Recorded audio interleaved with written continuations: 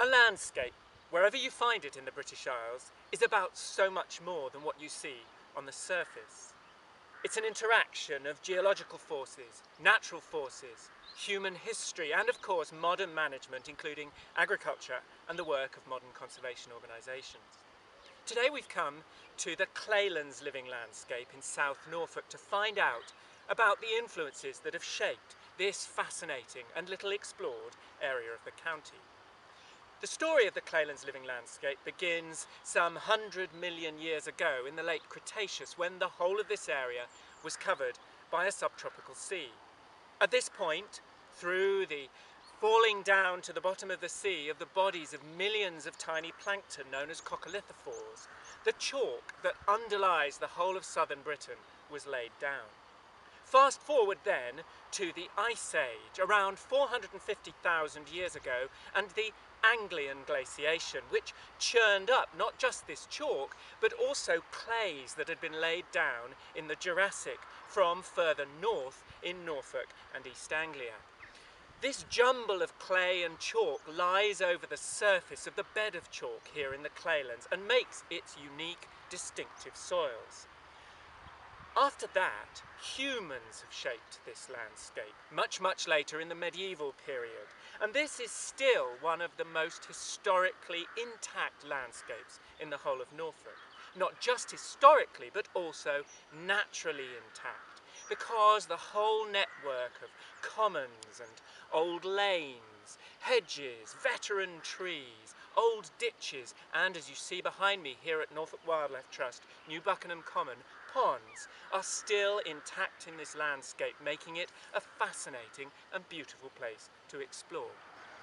The Claylands living landscape covers some 90,000 hectares in the south of Norfolk, framed by the River Wensum to the north and the River Waveney to the south, and with important rivers such as the Taz and the Tiffy flowing through it. Of these 90,000 hectares, some 75% are modern agricultural land or improved grassland. But there are still here large areas of old commons and other habitats that have been managed in the same way for many hundreds of years. Without the addition of fertilizers and pesticides, these wild sites are still home to many rare species, and there are nationally important populations of rare plants like sulphur clover and Dyer's greenweed to be found here. But step beyond that, this is also a place where people have a role in the landscape. This is a place where there are old commons which belong in the same way as they have always done to villages, where people walk, where families explore. A big part of the vision of the Living Landscapes project of the Wildlife Trust is to get people involved once again with wild landscape. It's not just about experts knowing that there are turtle doves breeding here or barbastelle bats in the churches. It's about you, the people of Norfolk, coming to these places and exploring.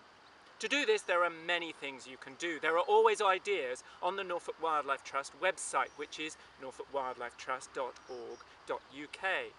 Right now there's also a brand new project which you can find on the Wildlife Trust's website, which is wildlifetrusts.org. And this project, called Wild Walks, is simple to find. Click on the link to Wild Walks and there you will find a website which allows you to incorporate the watching and exploring of wildlife into your walks in the countryside. Create your own route, walk on it regularly as you might do every day of your lives, and record the story of the wildlife that you observe on your walk. It's a fascinating and wonderful way to get involved more deeply with the landscapes that surround you and give you home.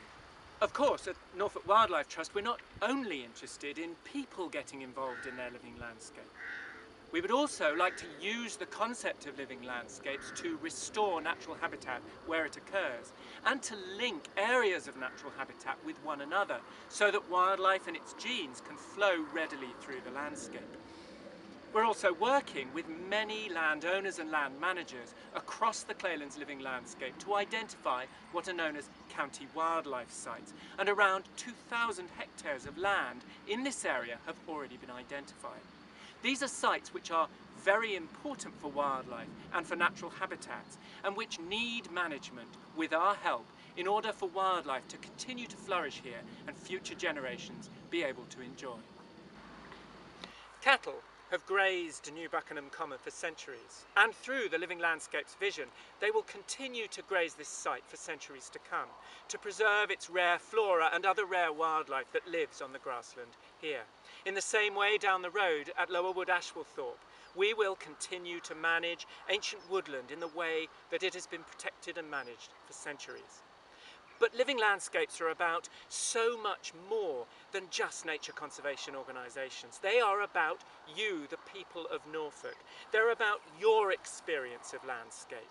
So we hope that here in the Claylands Living Landscape, through the information available on our website, available on the website of the National Wildlife Trust, you will come on a journey with us, a journey of exploring and discovering, of getting involved, of making once again this fantastic living landscape your own.